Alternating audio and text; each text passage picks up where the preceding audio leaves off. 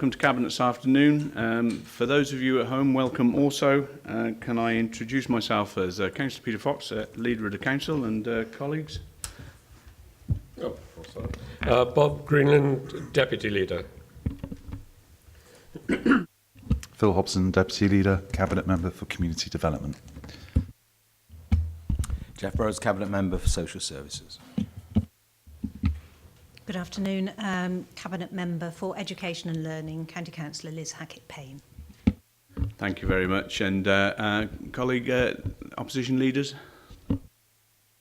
Dimitri Petruni, Leader of Labour Group. Councillor Simon Howarth, Leader of the Independent Group. Thanks very much, everybody. Can I also welcome today Claire Marchant to first Cabinet meeting, our Chief Officer responsible for social care and health. Is that the right title? Isn't it? Yeah, it is. Thank you. Welcome, Claire. We're really looking forward to working with you. We have apologies today from Phil Murphy and Councillor Brian Jones, both are away on leave. Okay, and as you know, we are Cabinet is now 7, as Giles formally finished in his position last week, and I'll formally put on record again our thanks for Giles for all he has done as a Cabinet colleague for several years, and we really do thank him for his efforts, but absolutely recognise his situation now, and we wish him well. Right, let's move on to declarations of interest. I'll start. I have one in regard to the Welsh Church Fund, which I will and it will be a personal interest, and I won't be taking part in the vote, as I am a signatory to one of the applications. Likewise as well. Okay, any other declarations? No? Okay, if you find one as you move through, please let us know and fill in the appropriate performer, and we'll do one of those now afterward. Okay. Right, so we move on then to item 3, and that's consideration of reports from select committees. And today we have received the feedback from the Strong Communities Select Committee, which met on the it met recently and reviewed a decision that was taken on the 23rd of September, and I'm not sure if Simon, as chair of that select committee, you wish to introduce this, or us to move straight into it. I'll give you the opportunity if you want to say something at this point. Just as reference to direction leaders, why it's come back to yourself, we held a meeting on the 12th of October with a call-in made by 3 members. Due diligence was taken with that calling, scrutiny of the lead officer and head of planning, the reasons behind the decision, which was explained to us very clearly. There was some issues arising from the report, which we did feel we'd like Cabinet to just have another look at it, just to make sure that we were within the realms of spending public money on issuing the order on the property, but apart from that, leader, we thought Cabinet should just have another quick look, make sure public money was being spent. First of all, can I thank you and your committee for actually taking the time to go through it, and obviously passing the recommendation back to us, and the recommendation there is there identified at the bottom of those minutes that you resolved to refer the matter back to Cabinet for reconsideration, as the reasons within the Cabinet log did not adequately explain why the council should pay the fee for the private developer. So I think it's incumbent on us to take on that advice, and perhaps I'll invite Councillor Greenland, and supported by officers if need be, to give a little bit more clarity around why that decision was being put before us and subsequently made. Thank you, Leader. This actually is not in my area of responsibility directly. It would have been Giles Howard's area, and he made the original decision. But it is a property of which I've been closely involved in the last few years, so I'm happy to add what I can and bring members up to date again for the reason that Cabinet made the decision. For those that don't know it, Troy House, just outside Monmouth, is probably one of the most important buildings we have in Monmouthshire. It's a listed building. I think it's grade 2 star, if I remember rightly. And as such, we have a duty to ensure that it is kept in good and maintainable condition. It has been in the same ownership for the last probably 40 years or so. And during that time, it hasn't been substantially used and has continued to deteriorate to the point at which it is now a property at risk.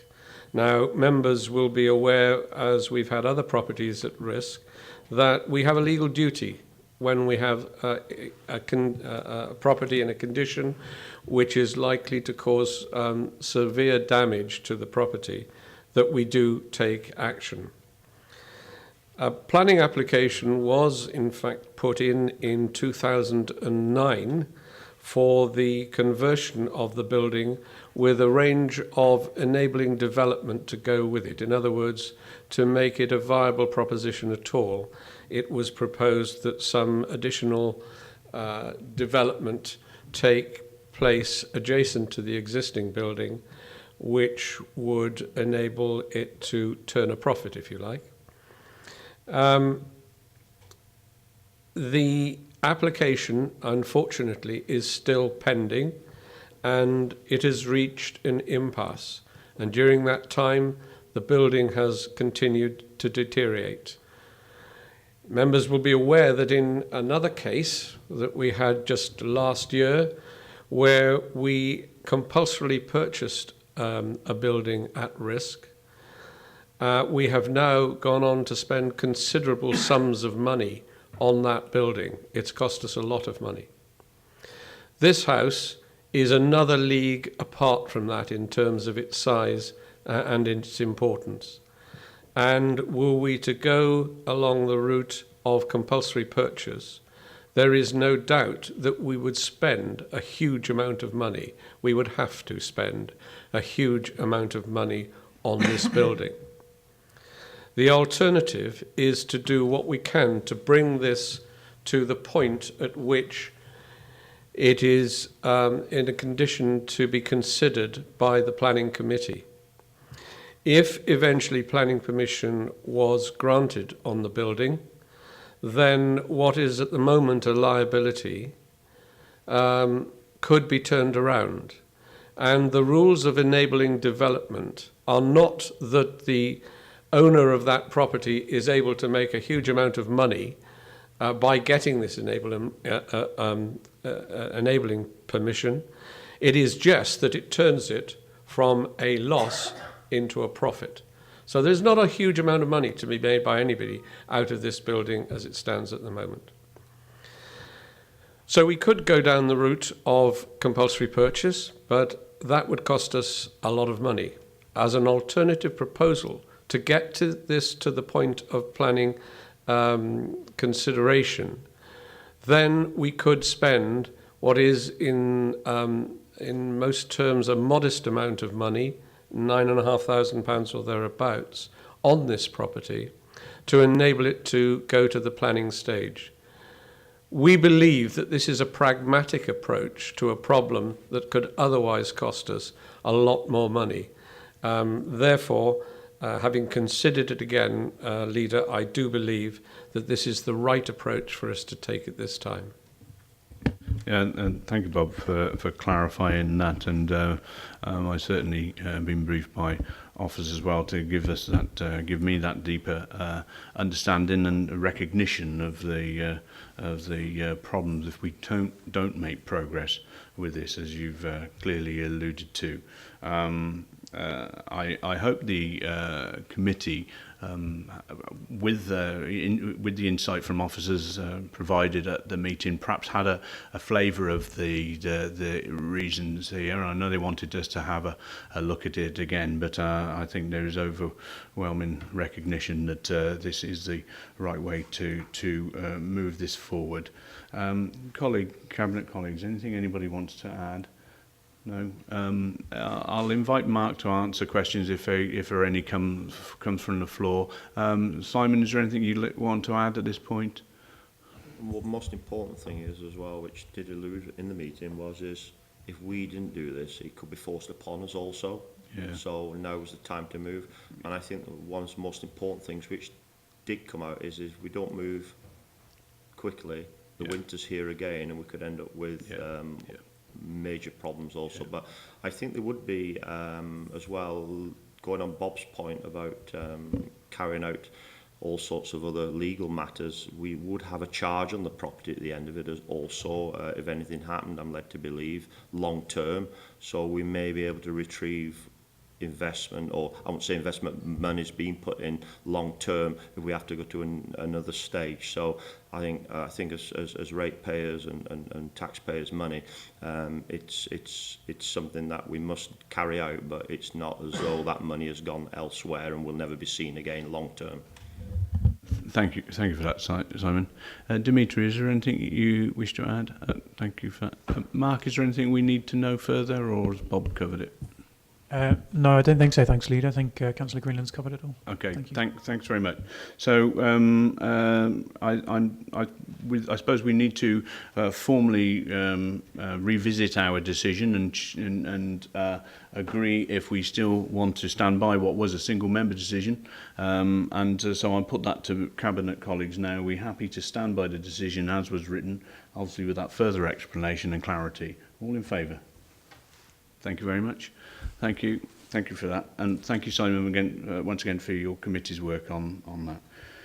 Okay, can I then move us to the next item, and that is the Revenue and Capital Monitoring 2015-16 Month 6 Outturn Forecast Statement. In Councillor Murphy's absence, I'll just open this up, and we're well supported today with Joy, who will no doubt be able to clean up and answer some of the questions which are likely to come. Again, this is a very in-depth report, as they are, and we are thankful for the clarity they bring and the openness they bring to the budget process, and it gives us a real insight into our budget monitoring.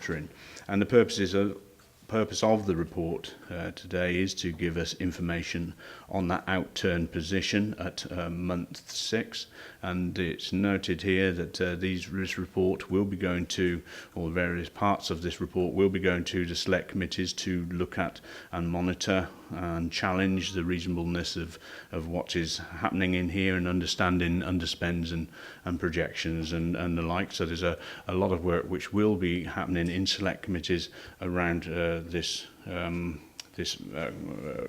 month 6 position. As you can see, the bottom line at the moment shows that there is a projected overspend of just over £1 million,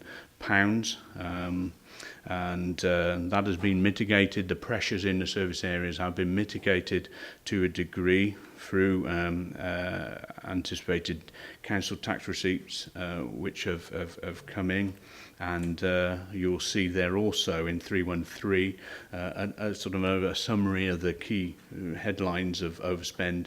Children's Social Services about 1.1 million overspend there, Enterprise Directorate about 600,000, and about 339,000 in operations, and within Children and Young People's Directorate about 196,000. So don't forget these are forecast overspends, and this is obviously an area of concern for us as Cabinet. It is really important that in these difficult times that we do manage to keep on top of our budget heads. And you'll notice there is a strong recommendation to that we will be seeking a further report back to next Cabinet outlining the recovery plans that will be put in place to address the overspends in service areas. I know Cabinet colleagues are already working very closely with their respective officers to get very close and understand what is being done there, but I do want to see those Cabinet, the recovery plans back to Cabinet at the next meeting so that we can get some reassurance that there is a method to pull back or to give us reassurance of what will be done to rein these back in by the end of the financial year. So we need to identify these. We've identified these early. We need to identify what the strategy is to make sure these are pulled back. I don't need to run through all of these various sections in here. It's very clear. You'll see every area of budget head of where the underspends or the overspends are. And it's broken down. Mark furnished us with this process some months ago, and it is very, very helpful for us to actually identify exactly where the pressure points are and what the narrative might be around those issues. So I'm going to, and also to reflect on the capital position as well. So there's a slight variance on the capital front as well. And also there is a section you see on school balances within the report and the projected forecast there. Again, often with the school balances we see these significant variances mid-year, and what the end of the year is generally doesn't look quite the same as what's forecast. So I'm always a bit sceptical of some of these figures around school balances at this time of the year, but they will be getting firmer as we move through, I'm sure.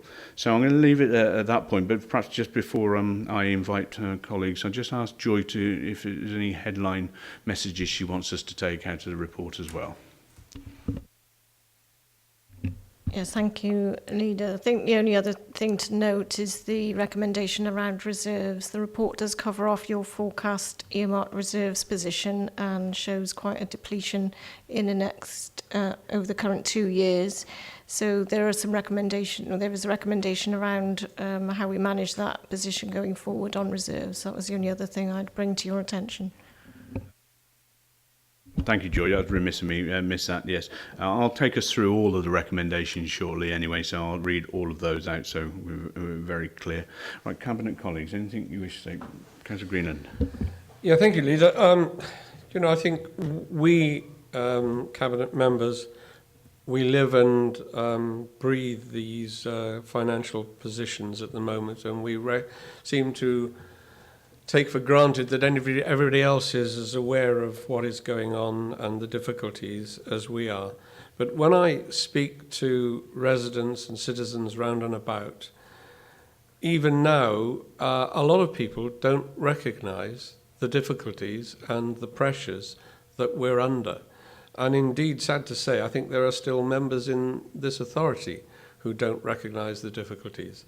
But when you see mid-term for this current year, 15-16, how difficult it is to meet our budget commitments for this year, you recognise, I think, that we are really in very, very difficult times this year, let alone next year.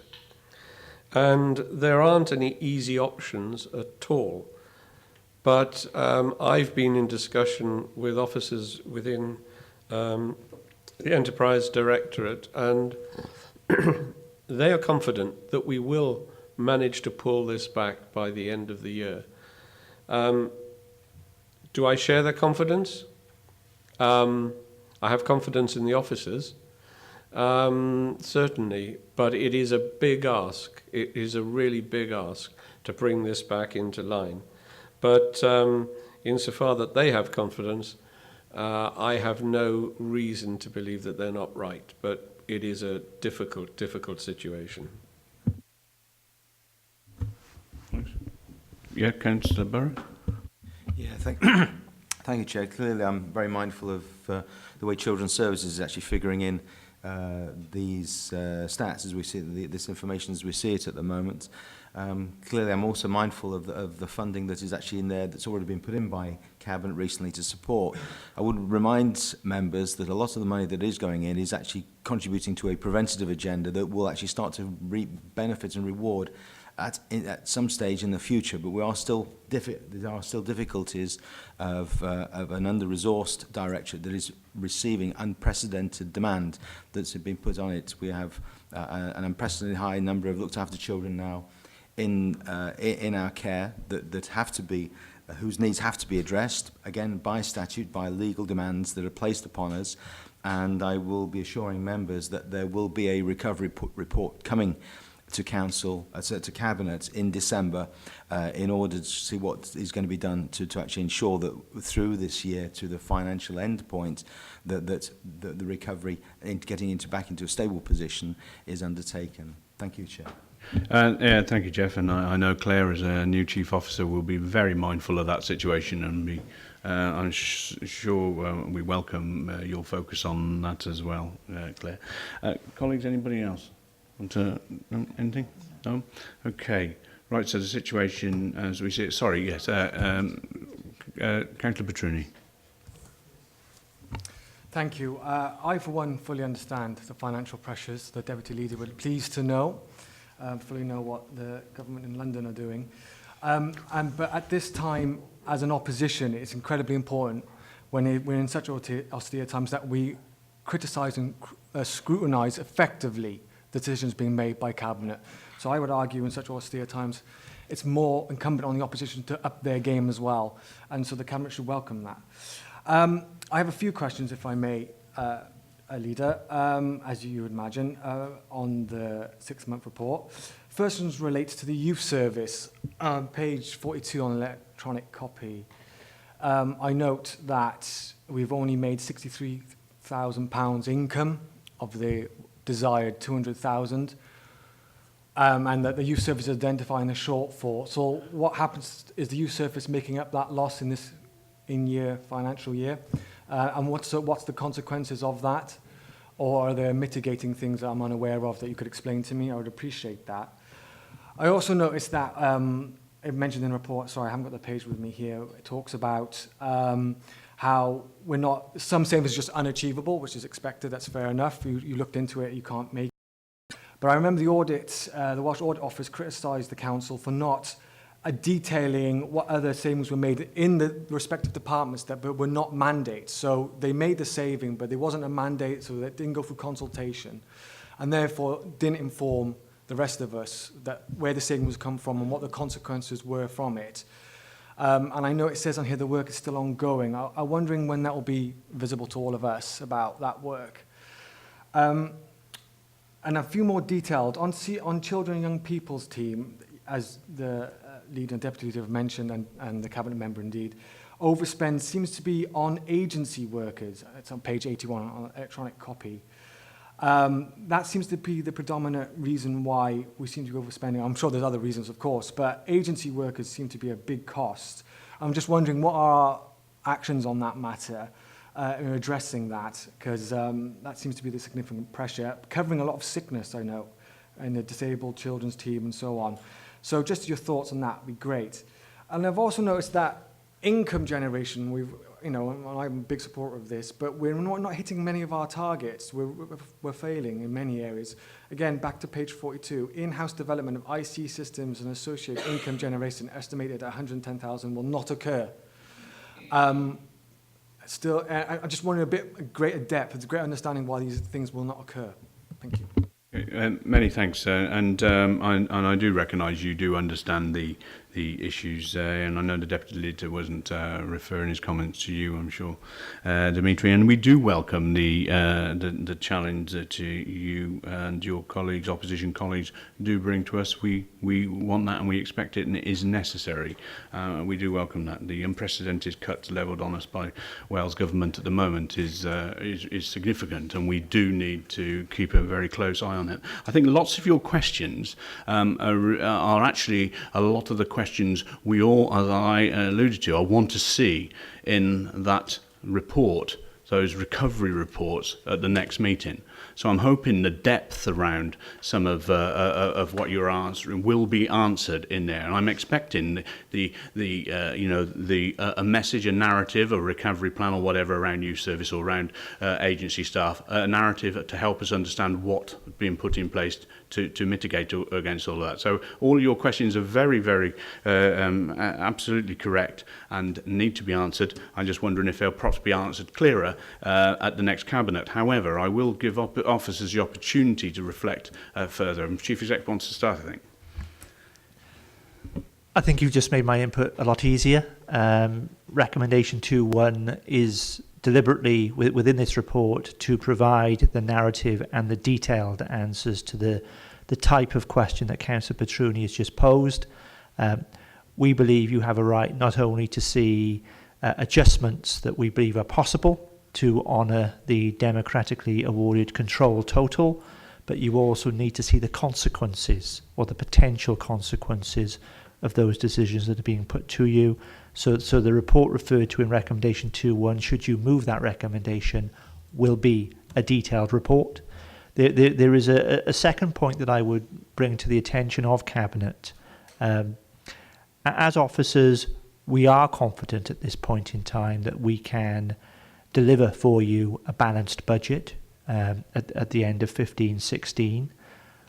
That is not to say, particularly in with regard to children's services, that I anticipate that the projected overspend will be neutralised. I do not believe it will be. So the paper that we will present to you in December will outline for you how we can make adjustments at the overall level. But I think, as Councillor Burrows has set out, we have some very particular circumstances around some very particular individual children and young people that have required very particular actions, and they are not going to change over the course of the next 2, 3, 4 or 5 months, or at least if they do change, the changes will be marginal. I believe you understand that you do not have a children's services function that is inflated in any way, shape or form. Therefore, as officers, we think the challenge is to offer you as Cabinet an alternative.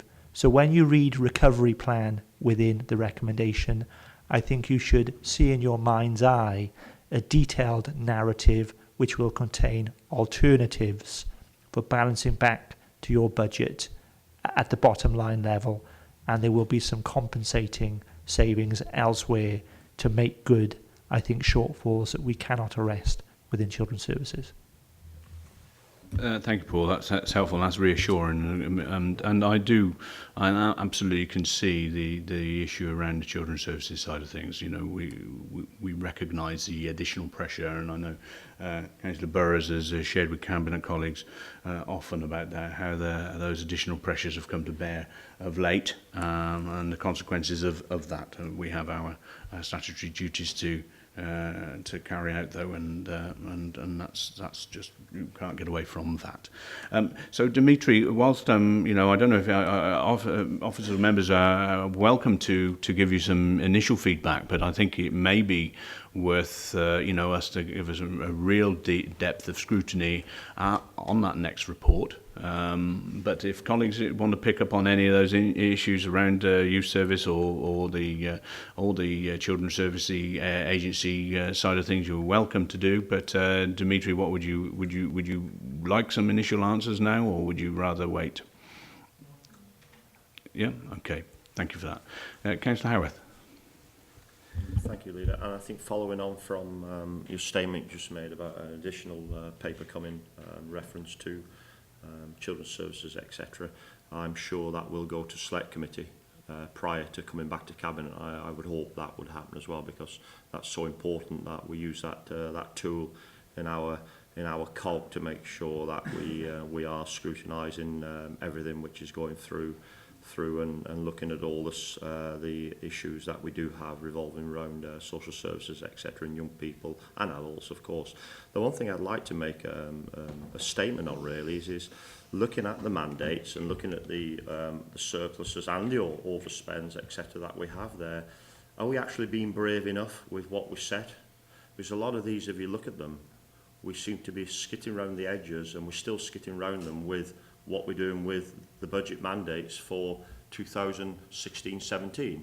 The same things keep revolving around reference to making savings, and we're not implementing them savings, i.e. community hubs. We still haven't taken that forward in the last 2 years, and we still aren't making any savings there.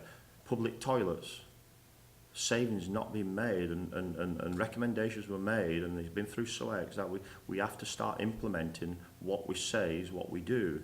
If we don't, we will not make them savings. So is it politics?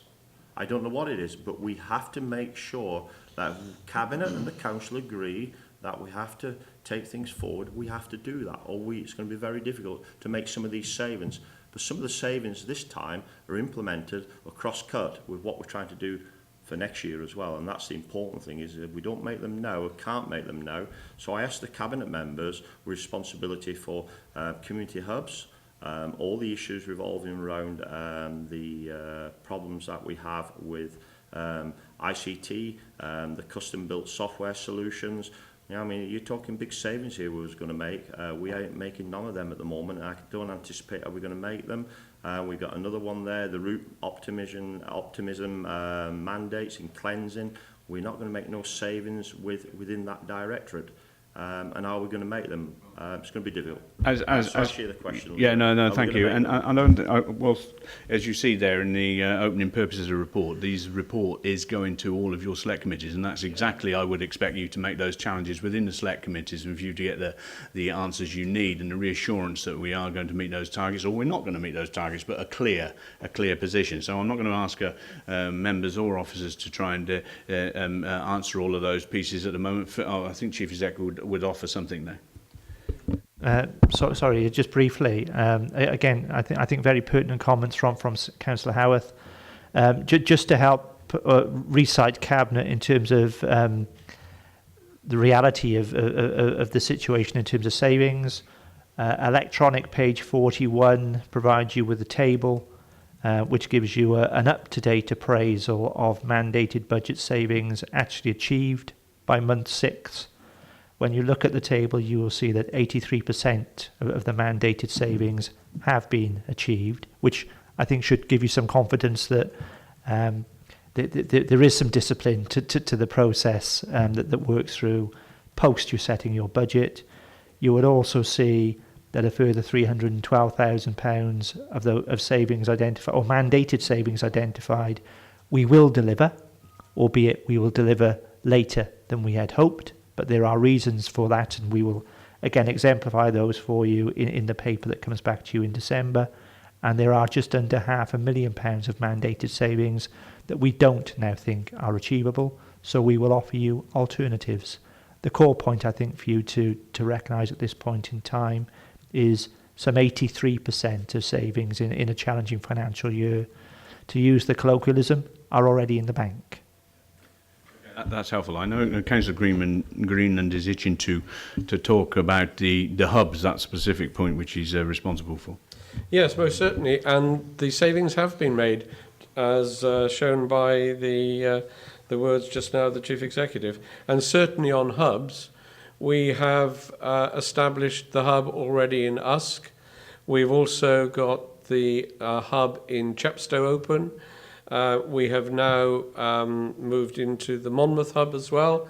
And the only one that is outstanding is the Abergavenny, which has been more of a problem, certainly, but is well on the way now to coming forward for some consideration and decision-making by Cabinet, and probably, I don't know whether it needs to go to Council, but I know there'll be a lot of interest from a lot of councillors on that when it comes forward. So we are making those timely cost savings. Yes, we're not exactly where we wanted to be, which is why we've got the position we're in. But as I said before, officers are confident we will get there by the year end. Thank you, Bob. But Simon, points well made, and we they're not lost on us. This is hard. It's unprecedented times. It's getting harder, and we will be engaging shortly on another £7 million issue as we start those consultations now in the next couple of weeks, and trying to help people understand it. And they will be difficult. Some of these things are so challenging. you know, we're going to do the very best we can, and I am confident we will get there. But there, you know, your opening point was, are we being tough enough? Are we being hard enough? I think, you know, we've trying hard to maintain locally accessible services and finding ways of doing that, and that's not easy. Being hard would be easy in some ways, closing things, and we're trying desperately not to do that. We want to try and preserve things, but there are some very, very difficult decisions. They're going to get harder, and we all have to recognise that. Okay, so I'm going to take us through the... Sorry? Oh, yes, please. Yeah, thank you, Leader. I just wanted to make some... We're in end of quarter 2 or month 6 of a budget year, and I mean, I'm pleased that Councillor Petrini said that about upping the game and getting up to speed. It's not easy trying to scrutinise the budget making or the budget performance of any local authority, so that's heartening. I would just say please be mindful of one thing, and we're at a pivotal point here during the budget year. If there are any alarm bells showing or any red lights going off that's telling you of overspends, the end of your second quarter of month 6 is when it happens. That is not unusual. This is what I talked about this last year. I talked about it the year before. That gives you 6 months to correct your position and put a recovery plan in place, which is exactly laid out in front of you. So we're at where we should be. Usually what happens, I'm not saying it will happen at the end of this financial year, but usually what happens is that we bring the budget back into balance. So you've heard today what is happening. We're exactly at the right point where we should be, where there are overspends identified and that recovery plan is going to be in operation. Usually by, I think it will be December, will it? Or January, when we get the month 9 or third quarter outturns, you usually see a much better performance on your budget. So we are exactly where we usually are. I don't want to sound complacent because it's getting harder every year, but we are basically on track at the moment, Leader. And I hope you're right on that, and we will have our recovery plans, and you know, we do take things are getting harder and harder. You know, I understand that these, you know, it's getting more and more difficult to achieve some of these things. So yeah, so I'm going to take us through the recommendations, and that first one then just pulls us back to that requirement for recovery plans. So I'll go through the recommendations for the benefit of those who haven't got the papers in front of them, that members consider the position concerning the second period of revenue monitoring in 2015-16 and the 1.066 million deficit, and seek a further report back to next Cabinet outlining recovery plans to be put in place to address the overspends in service areas. And 2.2, that members note the forecast use of earmarked reserves, and in order to ensure adequacy of reserves for the TFP, approves the following change in practice. Firstly, increase workforce planning and redeployment to reduce the need for reserves to cover redundancies. Any request for service funding must first explore whether existing budgets or external funding sources can be used for the proposal. Accepting this may require a change in priorities if existing budgets are used. And thirdly, the use of reserves to implement budget savings must use the saving first to repay the reserve. And IT investment bids will need to be considered in the core capital programme when the IT investment reserve is extinguished. This may necessitate. Actually, I can't say that.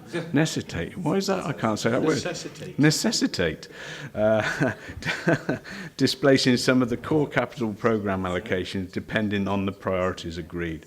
And 2.3, the final recommendation, that members consider the position concerning period 2 capital monitoring with a revised budget of 60.496 million for the 2015-16 financial year. All in favour of those recommendations? Thank you very much. Okay, and thank you, Joy. Okay, so we move on now to the next item for our consideration, and that is an evaluation of the effectiveness of safeguarding within Monmouthshire. Councillor Burrows. Right, thank you, Leader. I really think before November in 2012 when we had our first ESTIN inspection. I think the conversations around safeguarding were the preserve of the Children and Young Persons Select Scrutiny Committee. It didn't seem to be figuring on anyone else's radar. Since then, and since the initial ESTIN inspection and the subsequent one in February 2014, the concept of safeguarding has been pretty much on everyone's lips because it's been seen profoundly as the responsibility of everybody within the authority, because everyone has their part to play.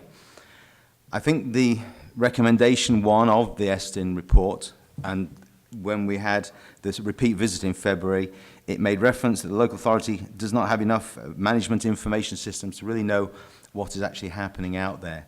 And obviously the context, therefore, for these trio of reports that we have in front of us today, from both the strategic direction and the up-to-date performance, is actually answering in spades that question that is put to us, and rightly put to us constantly. So how do we know what is actually happening out there as far as safeguarding within the authority and beyond? So really, I value hugely the piece of work that Jane has done in this respect. And it was also endorsed, obviously, you will recall, in the independent report of Ellis Williams that came to an earlier cabinet and council to know that this certainly is the right way to provide this information and give us much clearer insight into the progress we're making. This present report is showing that as far as the level 1 training is concerned, now in excess of 2,000 authority colleague employees have actually been trained. There are now trainers actually deployed within individual directorates in order to maintain and progress that. That's obviously very much a movable feast because of staff turnover. It will be an endless cycle. But having people embedding now and thoroughly understanding the corporate value and the appreciation that safeguarding is absolutely everyone's responsibility to undertake. These reports give me a very good sense of the direction of travel that we have in that. So I offer these reports on behalf of Jane to give you a very clear insight of where we are right now with safeguarding across the authority. I'm very pleased that the training is going beyond our paid employee to volunteers who are also within the remit of the authority. And the challenge, therefore, will also be in how we impart this information and training then into the third sector volunteers, who also play a very important part in care of children, looked after children, and individuals who are vulnerable in nature. And therefore, you know, we here have a great piece of work that's giving us very much an up-to-date perspective on where we are. Thank you, Chair. Thank you, Leah. Thank you for bringing this before us today, Jeff.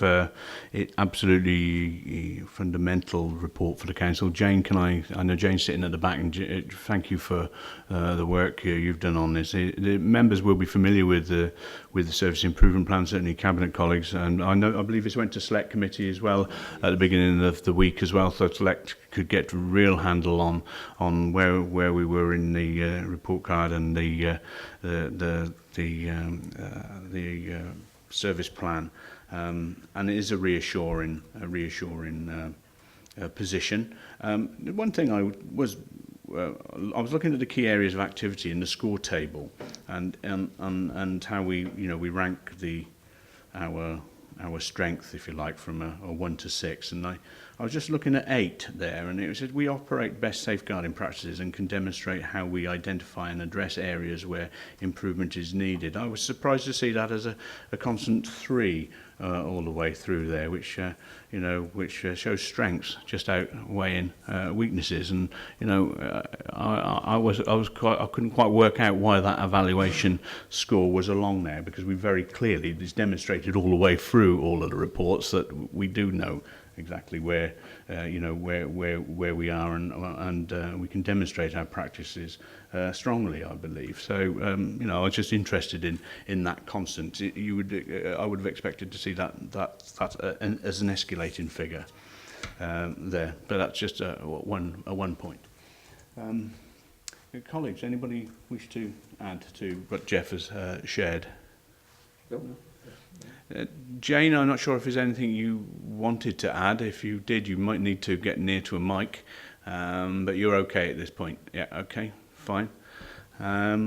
And I won't ask Claire if she wants to comment on anything at the moment, but you're welcome if you wished. It might be a bit unfair to do that, but perhaps the chief executive in his overarching role at the moment may wish to. Thank you, esteemed leader. That's very kind of you. I'm probably the happiest man in Monmouthshire to see Claire arriving, because it means I can shed the statutory responsibility to be your lead officer in this domain. That said, in so many ways, personally, it's been a very useful experience for me. It's so easy for senior leaders to get too far away from the action in certain parts of our business. And I think, as Councillor Burrows said, I'd like to believe, I believe it's the case, that the mantra that safeguarding is actually everybody's business is something that culturally is now true in this organisation. And I think we have the evidence base to suggest that certainly is the case. It certainly is an agenda that we spend, I won't say disproportionate time on, because I don't think there is disproportionate time.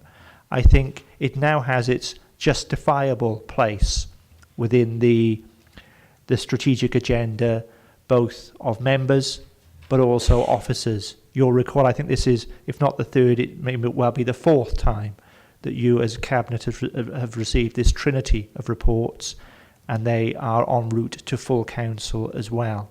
Safeguarding is your responsibility as elected members, but it's a responsibility that we share. It's one of those genuine joint leadership endeavours, and I think moral purpose is probably the right language to use around this agenda.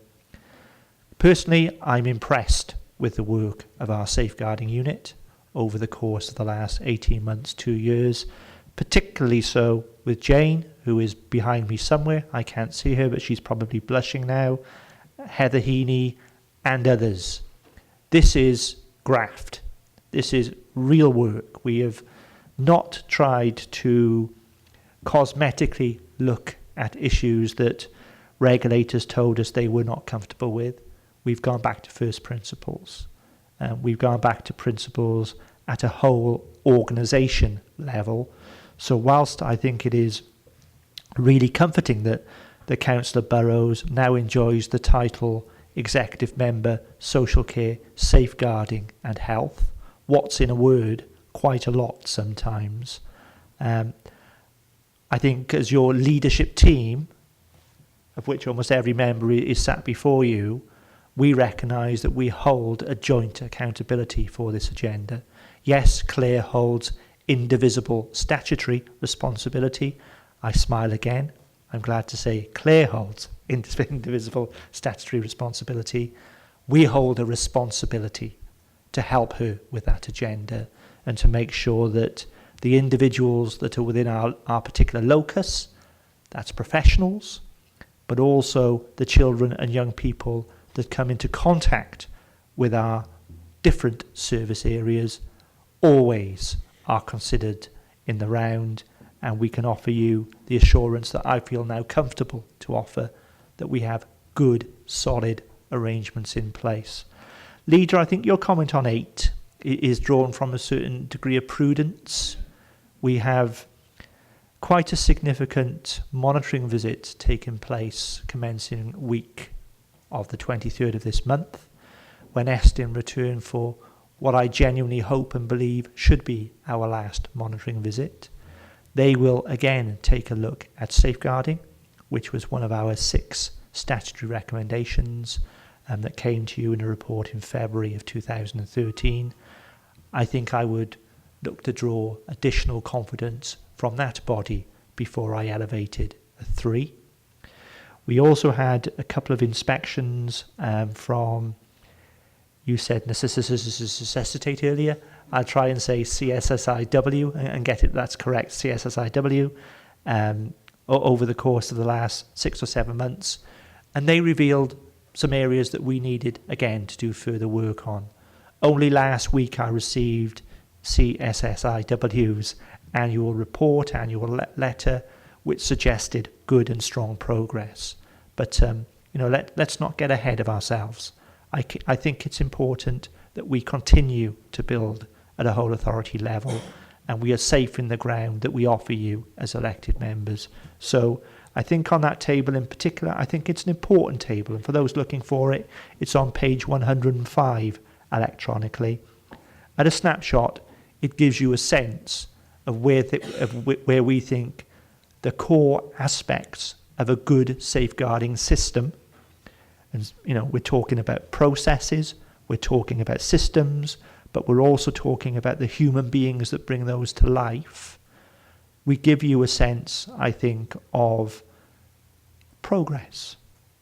Progress with a starting point of April 2014 to now. If our starting point was April 2013, or indeed April 2012, I think the first numbers would be lower. So again, over time, you would see a steeper level of progress, which again, I would hope is reassuring to you. We have designed this 3-report system. We will continue to use it and refine it, but the feedback that we've had so far from elected members is it works for you. And that's important. The operational management of this endeavour, we're clear on. We know our responsibilities as officers, we know where they sit, we know where they reside, and we've actually worked out that sort of interplay between it's everybody's responsibility, whilst for some of us it's a very personal responsibility, and we don't shy away from that. So I guess, Leader, if that helps to provide a wider context, you could legitimately talk about this agenda item for hours. I know you've all read it, I know you all take it seriously, and I know, Leader, in your one-to-ones with your executive members, you repeatedly ask each and every one of them, give me the assurance that safeguarding in your service area is where it should be.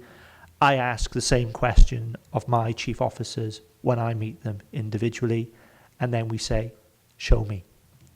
Where's the evidence? Give me comfort. You can never have this nailed. I don't think it's possible. I will never be able to give you an absolute assurance that a child in Monmouthshire will never be harmed. I think you understand that. What we can give you an assurance of is that the systems, processes, leadership, culture of the organisation increasingly mitigates against those circumstances arriving. And I hope we continue to be able to move those 3s to 4s, those 5 to 6s, and those numbers continue to climb. And thank you, Paul. That was really helpful. I thought also, I didn't reflect earlier, I thought that the case studies were really useful too, just to really give us an insight on how this is starting to, how we can really see how this works and what it's telling us. I thought that was a really helpful addition to the reporting structure. Okay, I'm going to invite Councillor Bertuni.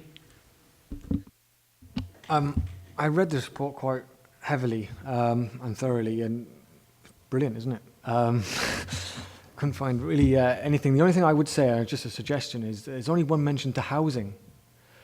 And from my casework as a local councillor, I know that many times I've come across issues that you might warrant concern as started off as a housing case. So it's only one reference to it. I wonder if we could think about that more, that frontline service, because I imagine we'd come across a lot of cases through housing and our housing department. I just thought I'd put that out there. But apart from that, it's a hell of a piece of work. Thank you, Dimitri. I think that's a really helpful point, Paul. John? I think that's a really fair point. One of the things that we're continually looking for is I suppose, the widest array of information that enables us to draw conclusions. And I think, Councillor Petruni, that's a fair point. We'll give that some thought. And as I said earlier, this isn't static. This will always be dynamic, and we'll forever be looking to actually just increase our levels of insight. And I think that's what we're looking for, isn't it? Insight into areas that may cause problems, unless we address them. So I'm grateful for that point, Councillor Petruni. Okay, thank you. Simon? Yeah, thank you, Leader. And I was there when the meeting select did go through this report. There's one question that I did forget to ask in that meeting is, how do we as a council then, with our primarily individuals with the directorates, do they have team, I could not call them team, do they have a session quarterly to get together and discuss things reference to the way they're doing things, or how do they address that then as reference to feeding back in? Because once you're hold of this, you never let go. It's like a first aid, it's like being a welfare officer or whatever, it's always in your mind. How do they feed into each other? Are they having team sessions every quarter or whatever? I think the mechanisms that we have in place now around safeguarding, both in terms of practice, reporting, and dissemination, they're certainly plural. You know, what we're trying to do is to avoid them being unnecessarily complicated. I suspect the part of the system that you'd be most interested in, Councillor Howarth, is we established just over a year ago now a whole authority leadership group around safeguarding and safeguarding only. It's an officer-based group, so it's different to the corporate parenting group that Councillor Burrows chairs. That's got a particular focus and exists within the political domain. The whole authority safeguarding group is a group that I've chaired until this point in time. It's a group that Claire will take the chair of soon. That was one of the recommendations that we received as part of the Ellis Williams report that was mentioned a little bit earlier. That group is made up of designated representatives from every part of the organisation that comes into contact or has any prospect of coming into contact with children and young people. At that group, we talk about the sort of documents that you see presented here in a summative format. We talk about them when they're formative. We talk about the priorities that we set ourselves. We talk about cases insofar as we reasonably can that can and should inform our practice. We talk about national studies. We talk about domestic homicide reviews. We talk about what's going on at the level of safe recruitment. For example, do those that need DBS, do they have them? Do we have safe practices in terms of references, medicals?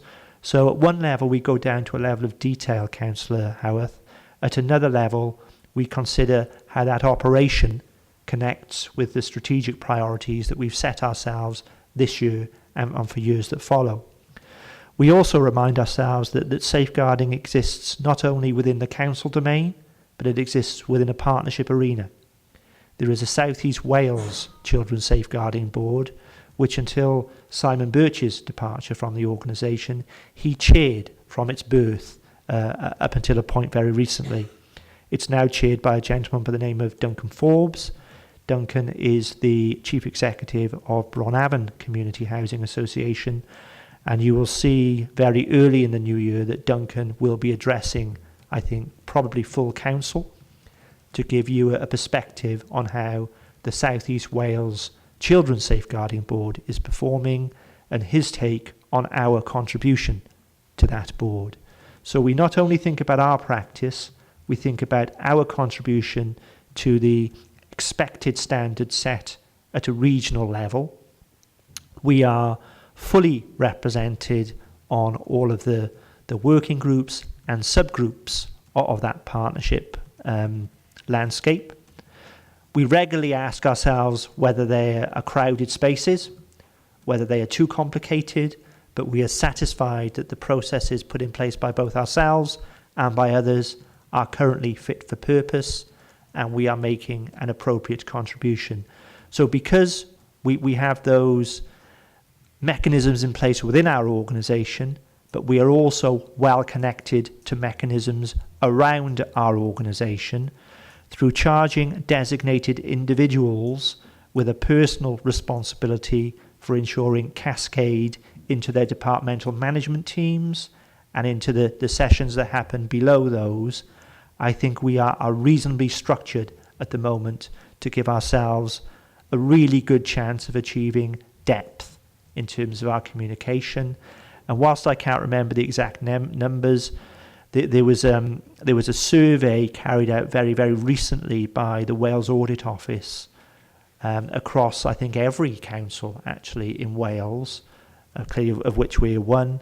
And one of the questions was effectively testing, do you know what's going on in safeguarding? Our score outperformed, I think, almost every other council in Wales, which gave me some satisfaction, because the questions were effectively, do you know your role? And this isn't to senior leaders, this is to officers all around the organisation. I think it particularly focused on leisure, youth and culture, which is understandable, I think, given the adventurous nature of some of the activities that take place in those arenas. They are inherently risk-based and they need to be risk assessed. The response from your officers was very clear, that they knew their responsibility, they knew the linear reporting relationships within the organisation, but most importantly, they responded by saying we would know who to go to if we had a concern that was beyond our knowledge. And I think that is possibly as important as anything else. Do you know where to go to if you're not sure? I hope one day I can be absolutely sure that we've got that perfect all the way across the organisation. But I drew a lot of confidence from just the volume of response that came back from your officers that, yeah, we know what we're about.